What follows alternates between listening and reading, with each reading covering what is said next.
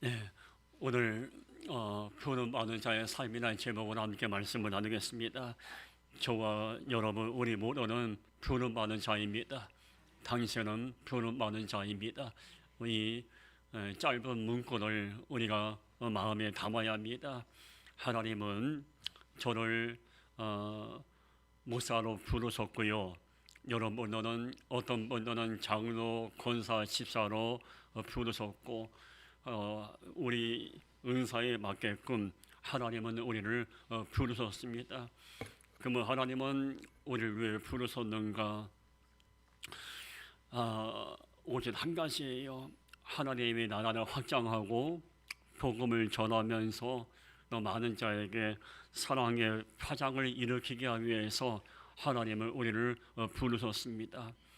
한 나라의 대통령이 장관을 선택해서 부르면은 그 장관은 나를 부르고 장관으로 세운 대통령의 그 뜻을 헤아리고 열심히 맡겨진 그 일을 감당합니다. 우리 하나님은 대통령보다 이 땅에 있는 왕보다 더 위대하신 분이십니다. 그 크고 위대하신 분이 우리를 부르셨어요. 죄 많고 허물 많고 부족함이 많은 우리를 부르셔서 한 생명에게 복음을 전하기 위해서 전하게 하라고 우리를 부르셨고, 소외되고 어려운 이들에게 하나님의 사랑을 나누라고 우리를 부르셨습니다. 우리는 거룩한 사역을 위해서 부름받은 귀한 하나님의 백성들입니다. 간혹 가다가 신앙생활을 하다가 낙심이 되고 힘들고 어려운 고비를 만날 때가 많습니다. 그때는 왜 그런 신앙의 탈진을 느끼고 낙심이 되고 어려움이 임하냐면은 여러 가지 이유가 있겠지만 내가 부름받은 자라는 이 사실을 잊어버리기 때문에 우리가 조금만 어려웠고 힘들어도 우리 넘어지고 낙심하는 겁니다. 제 친구 목사 중에서 캄보디아로 선교사로 간 친구 목사가 있습니다. 황반성 선교사라고 주일학교 때부터 같이 자랐던 친구인데 그 친구가 열심히 목회하다가 이 사모님과 두 자녀를 데리고 캄보디아 가서 처음에 복음을 전하는데 가자마자 처음에 어려웠죠. 문화가 다르고 또 음식이 다르고 또 무엇보다 이 아이들이 이제 캄보디아의 모든 학교 생활을 적응하고 이게 너무 힘든 거예요. 또 캄보디아의 언어도 배워야 되고 물질적인 어려움, 많은 어려움 가운데 이 한국에서 선교사가 처음에 힘들었어요. 1년, 2년이 지나도 선교사에게 많은 계속 어려움이 임하니까 이게 너무 지친 거예요. 그래서 내가 이 캄보디아에 잘못 온 거 아닌가? 그래서 캄보디아에 와서 또 몸에 병든 아들과 딸을 보면서 많이 낙심이 됐대요. 그래서 다시 다 정리하고 한국으로 돌아와서 그냥 목회할까 이런 마음을 갖고 있는 중에 기도하다가 이 항만선 선교사가 기도하는 중에 신학교 들어가기 전에 고등학교 3학년 때 목사가 돼서 하나님의 영광에서 쓰임 받겠다고 다짐하고 결단했던 그때가 생각이 났더래요. 그래서 가만히 생각해 보니까 그때 고등학교 3학년 때 하나님은 나를 부르시고 목사로 세우기 위해서 나를 선택하셨는데 그 하나님의 부르심에 내가 아멘하고 신학교에 가서 목사가 되고 이 선교사가 했는데 지금 이 캄보디아에 와서 힘들고 어렵다고 내가 이렇게 포기하고 주저앉아 있다면은 하나님이 얼마나 가슴 아프실까 이런 마음이 들었더래요. 그래서 처음에 하나님이 나를 부르셨을 때에 고등학교 3학년 때 그때 부르심의 감정을 다시 생각하면서 마음을 추스리면서 지금은 어렵고 힘든 가운데지만 나를 부르신 하나님은 나를 이렇게 무너지지 않게 하시고 책임져 줄 거라는 그런 마음으로 다시 마음을 추스리고 지금 캄보디아에서 열심히 선교 사역을 하고 있습니다. 하나님은 우리를 부르셨는데 부르신 다음에 그냥 방치하시는 분이 아니에요.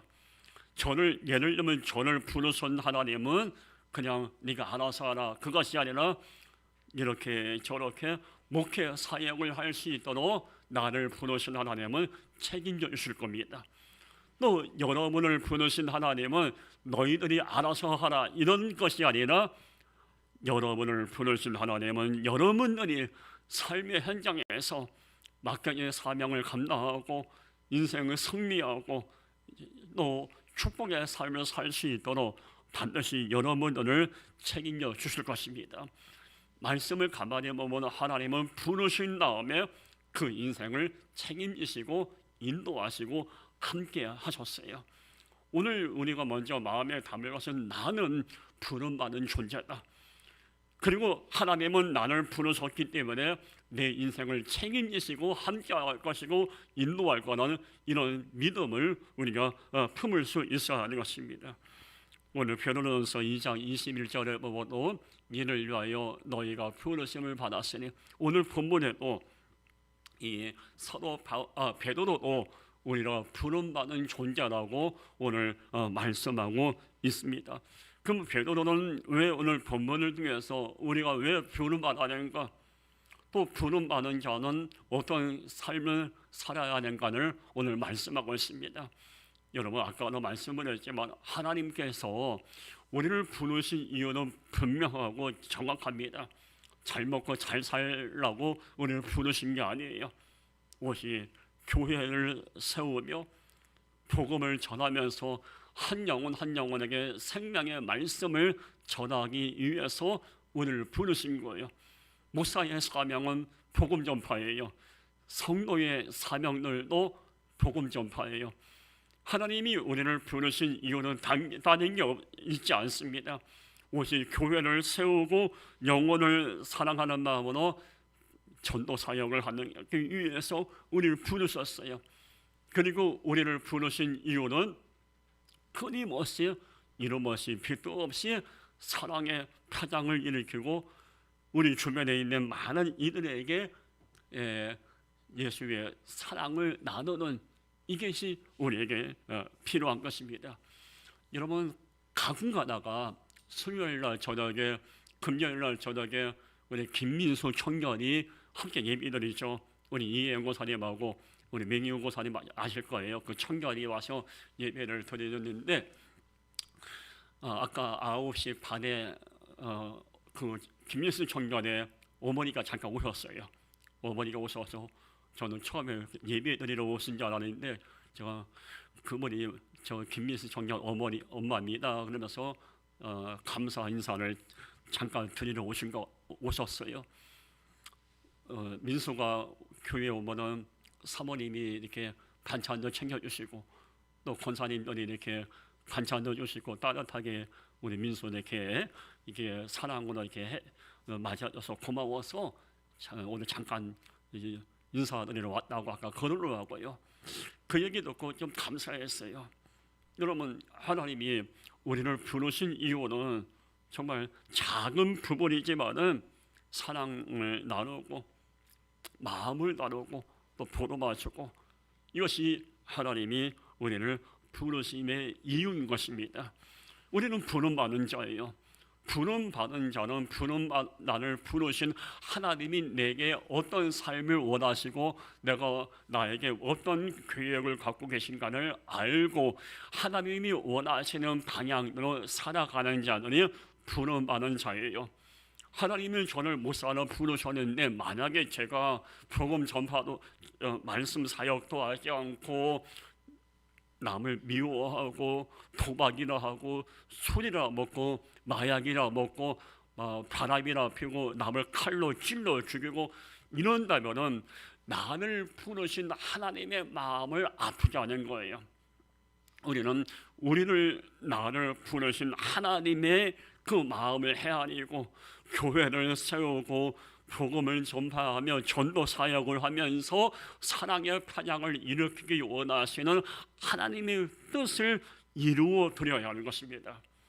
오늘 본문을 통해서 우리가 마음에 담을 첫 번째 메시지는 부름 많은 자는 고난 속에서도 하나님을 생각합니다. 오늘 본문 베드로전서 2장 19절 볼까요? 부당하게 고난을 받아도 하나님을 생각함으로 슬픔을 참으면 이는 아름다우라. 이 베드로가 사역할 당시엔 다 아시죠? 예수를 믿는다는 것 때문에 초대교회 성도들이 참 고난 많이 당했습니다. 아무 죄도 없는데 그저 예수를 믿는다는 이유 때문에 그들은 핍박을 당했고 고문을 당했고 감옥에 가기도 했고 또 그들은 칼에 맞아 순교당했어요.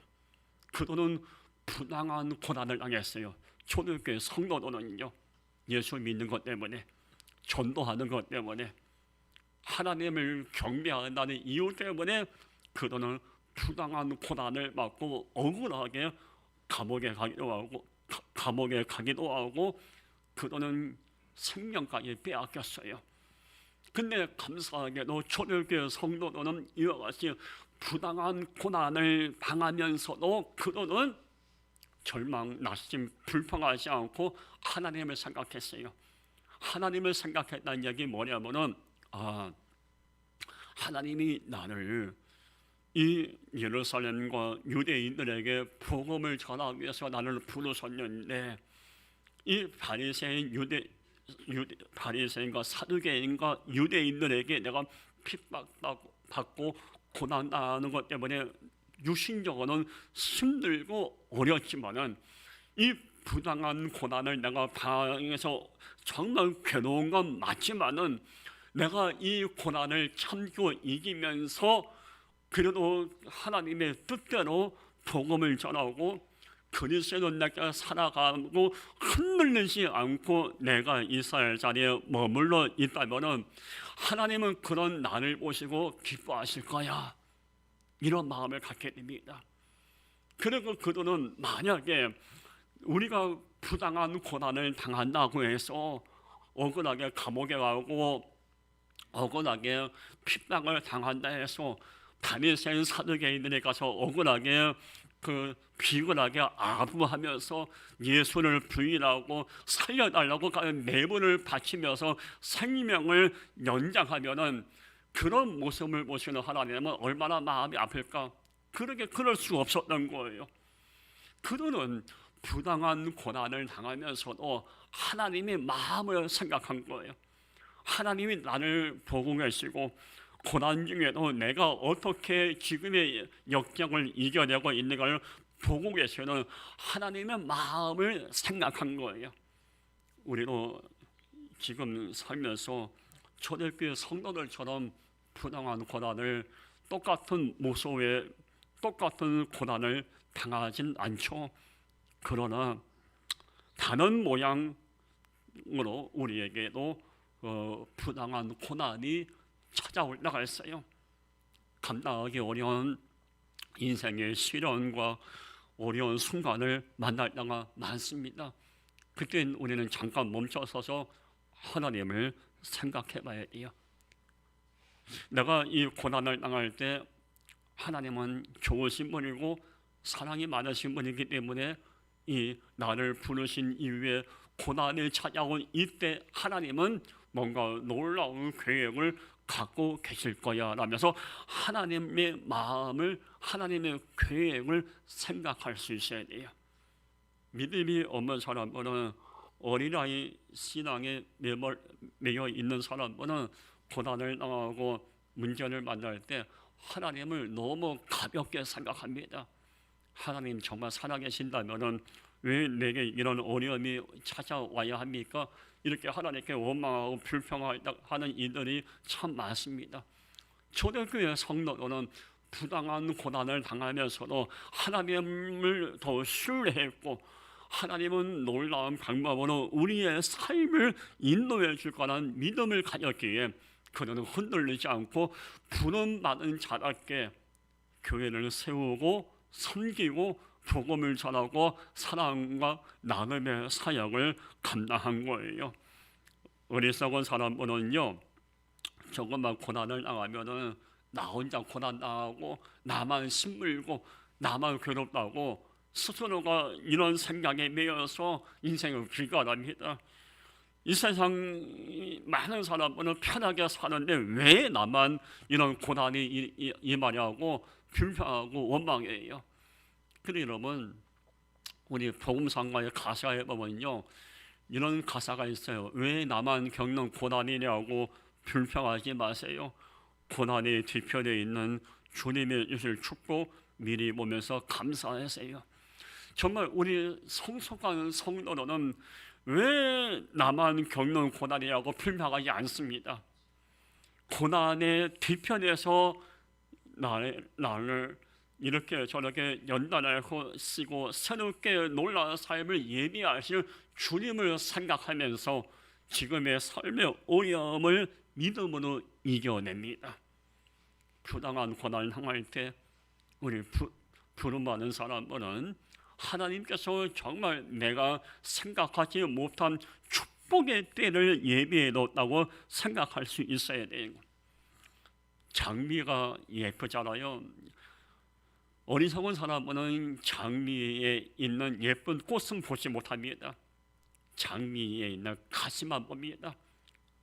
근데 믿음의 사람들은 가시를 보지 않고 예쁜 장미꽃을 보고 기쁨을 누립니다.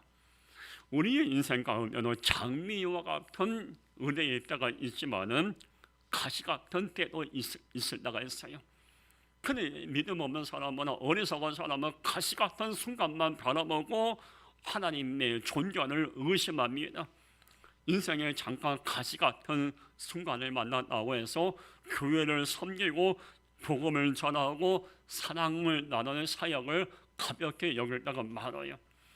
정말 성숙한 그리스도인들은 비록 가시 같은 인생의 순간을 만나도 내게 맡겨진 그 사명을 온전히 감당하면서 가시와 함께 있는 장미를 보면서 이 어려움을 이겨내면은 내게 축복의 때, 은혜의 때가 임할 걸 믿고 지금의 삶을 견디는 자를, 이런 자가 부름받는 자이고 이런 자가 성숙한 자입니다.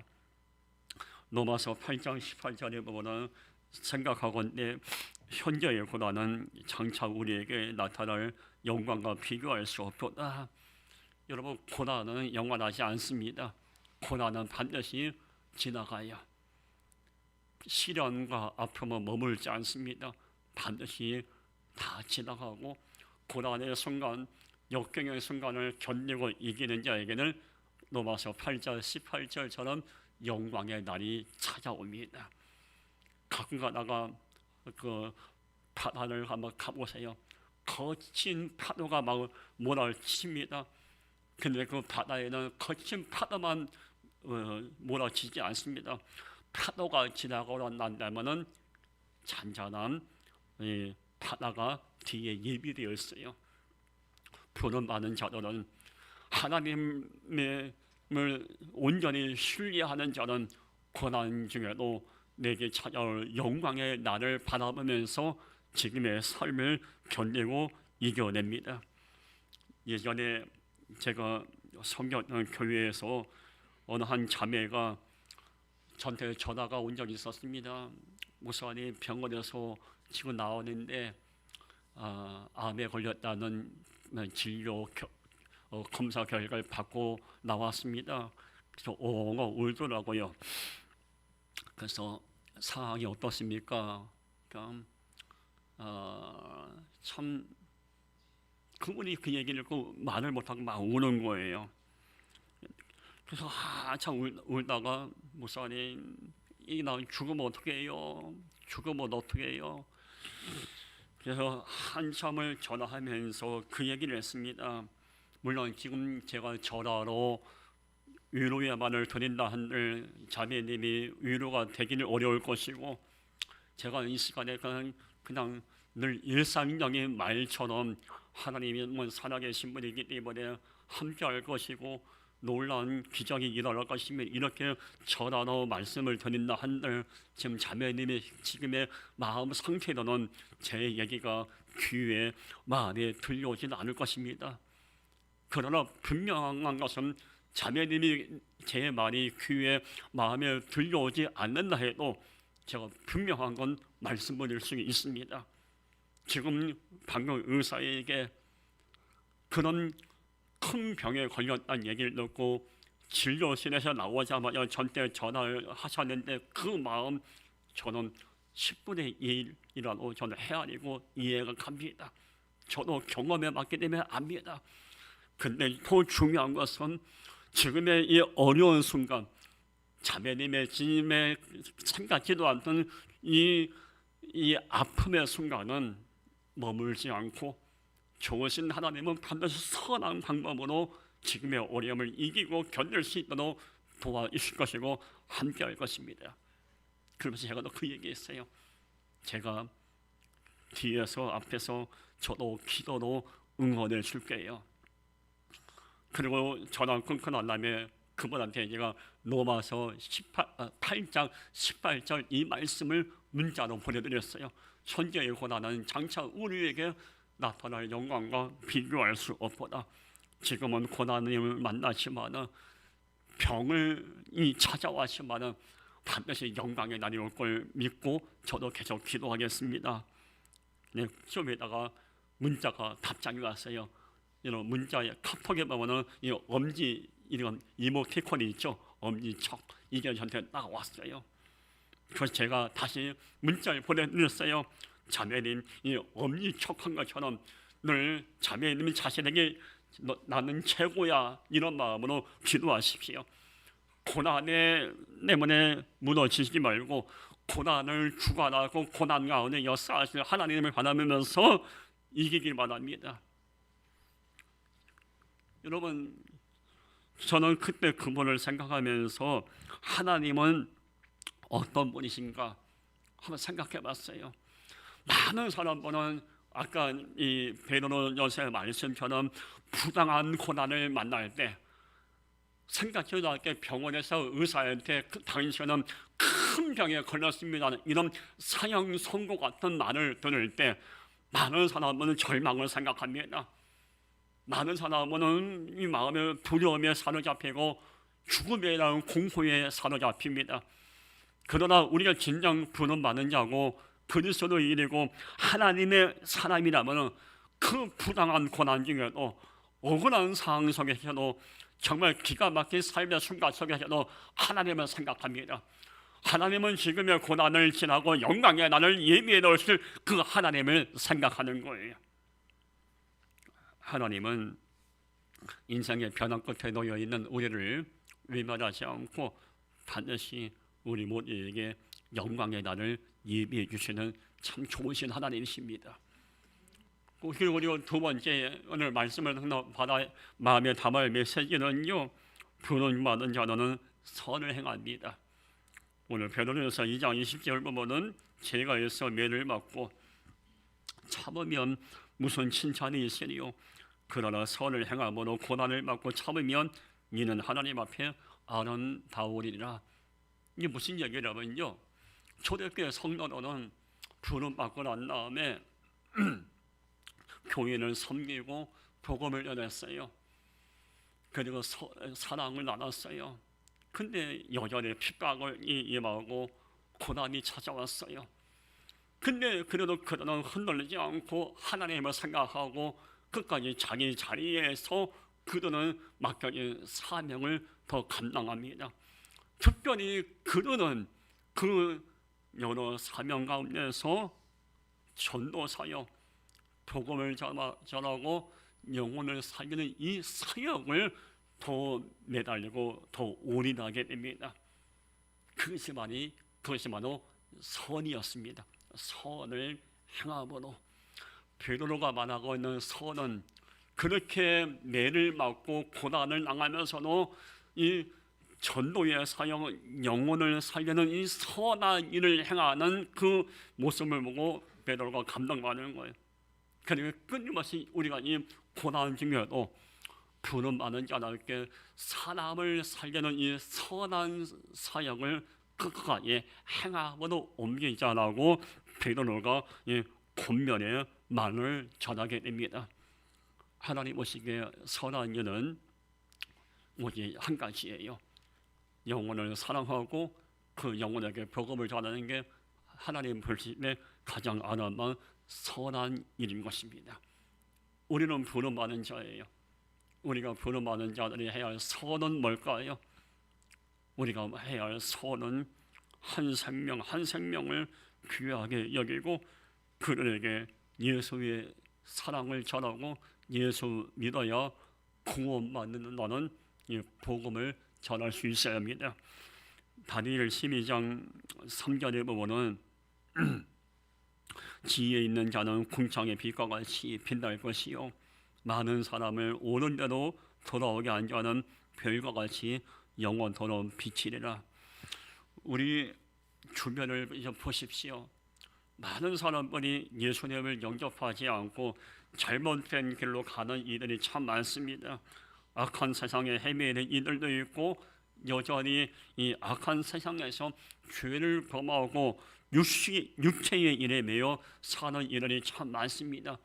그들을 우리가 옳은 대로 돌아오게 돼요. 이렇게 많은 사람을 옳은 대로 돌아오게 한다는 얘기 뭡니까? 악한 세상에 있는 그들을 육체의 죄에 매여 있는 그들을 하나님께로 돌아오게 하는 거예요. 이게 선이에요. 그런 인생은 하나님께서 뭐라고 말씀합니까? 이후에 천국에서 별과 같이 영원토록 빛이라고 말씀하고 있습니다. 요즘처럼 흔한 말로 먹고 살기 힘들고 코로나로 어려운 이 시대에 전도 사역을 이야기한다면 마음에 큰 감동은 오지 않을 거예요. 그러나 우리가 이 땅에 코로나를 만나는 삶이 어렵든 풍요롭든 행복하는 어떤 삶이 있든지 우리가 진정 부름 많은 자라면은 잘못된 길로 가고 있는 그들을 생명의 길로 돌아오게 하는 이 거룩한 전도 사역은 우리가 가볍게 여겨서는 안 되는 것입니다. 우리 주변에 예수 믿다가 여러 가지 문제로 나심되고 여러 사역에 의해서 잠시 하나님을 떠나고 교회를 떠난 이들도 있습니다. 그들 다시 하나님께 돌아오게 해야 할 사명이 우리에게 있습니다. 여러분, 우리 각자에게 한번 질문을 한번 해보십시오. 과연 나는 오늘까지 예수 믿어 오면서 나 때문에 잘못된 길로 갔던 그들이 하나님께로 돌아오게 했던 일이 얼마나 있는가? 우리의 모습을 한번 가만히 돌아봐야 돼요. 내가 전도할 대상자는 누구인가? 기도하면서 생각해 봐야 돼요. 그리고 그들의 이름을 불러가면서 기도해야 합니다. 무엇보다 잘못된 길로 가고 있는 그들의 영혼을 불쌍히 여기는 마음을 달라고 기도할 수 있어야 돼요. 그리고 하나님의 은혜 가운데 그들에게 자연스럽게 생명의 말씀을 전하고 열매 맺을 수 있도록 해달라고 기도할 수 있어야 돼요. 이게 선한 일이에요. 부름 받은 자는 선한 일을 합니다. 그리고 부름이 또 두 번째 선한 일이 가야 뭘까? 하나님 보시기에 선한 일은 내 자리에 끝까지 머물러 있는 거예요. 초대교회는요, 부름 받고 난 다음에 핍박을 당하고 고난을 당하면서도 그들은 성도의 자리에 머물렀어요. 그들은 그 성도의 자리를 떠나지 않았어요. 우리는 그리스도인입니다. 그리스도인들은 어떤 환경, 어떤 여건에든 이 내가 있어야 할 자리에 머물러야 돼요. 목사는 목사의 자리에 머물러 있어야 되고, 성도는 성도의 자리, 예배의 자리, 기도의 자리, 사랑의 자리, 내가 있어야 할 자리에 머물러서 남이 알아주는 인정하지 않던 그를 떠나서 내게 주어진 그 자리에서 묵묵히 내게 맡겨진 사명을 감당하는 것, 이것이 바로 선한 일인 것입니다. 오늘 우리는 우리의 모습 한번 돌아볼까요? 나는 지금 내가 있어야 할 자리에 머물러 있는가? 혹시 내가 시편 1편 1절 1절의 말씀처럼 복이 있는 자가 나오죠. 복이 있는 자는 오만한 자의 자리에 앉지 아니하고, 혹시 나는 오만한 자리에 가서 앉아 있지 아니한가? 하나님은 내가 기도의 자리, 예배의 자리, 전도의 자리, 사랑의 자리에 머물러서 하나님께 영광 돌리기 원하는데, 혹시 나는 미움의 자리, 도박의 자리, 또 나는 남을 죽이는 살인의 자리에 혹시 가서 앉아 있지 아니한가? 남을 비판하고 남을 모함하는 그 어둠의 자리에 가서 앉아 있지 아니한가? 우리의 모습을 한번 돌아봐야 돼요. 부름 많은 자는 선을 행해야 돼요. 선은 두 가지예요. 첫 번째 선은 복음 전파, 두 번째 선은 내가 있어야 할 자리에 머물러 있는 것입니다. 오늘 베드로는 정말 간절한 마음으로 유대인들과 많은 성도들에게 우리는 부름 많은 하나님의 자녀라고 오늘 편지를 보내면서 정말 우리 부름 많은 자답게 하나님 앞에 진실하게 정말 거룩하게 서 있자라고 베드로가 오늘 말씀을 전하고 있는 거예요. 오늘 이 말씀처럼 우리도 목사, 장로, 권사, 집사 이전에 우리는 하나님이 부르신 부름 많은 자이기 때문에 나를 부르신 하나님 앞에 정말 조금도 부끄러움 없는 모습으로 설 수 있기 위해서 오늘은 몸부림칠 수 있어야 되고, 나를 부르시고 나를 세우신 하나님의 그 은혜에 감사하고, 무엇보다 잠깐 부당한 고난을 만난다 해도 나를 부르신 하나님께서 나를 이렇게 외면하지 않고, 나를 힘들게 하지 않고, 나를 낙심하지 않게 하시고, 이 부당한 고난과 이 억울한 상황과 경제적인 어려움과 삶의 문제를 반드시 풀어주시고 반드시 해결해 줄까 하는 믿음을 갖고 하나님을 생각하면서 오늘 전진할 수 있어야 하는 것입니다. 우리를 부르신 하나님은 여러분을 책임져 주실 것입니다.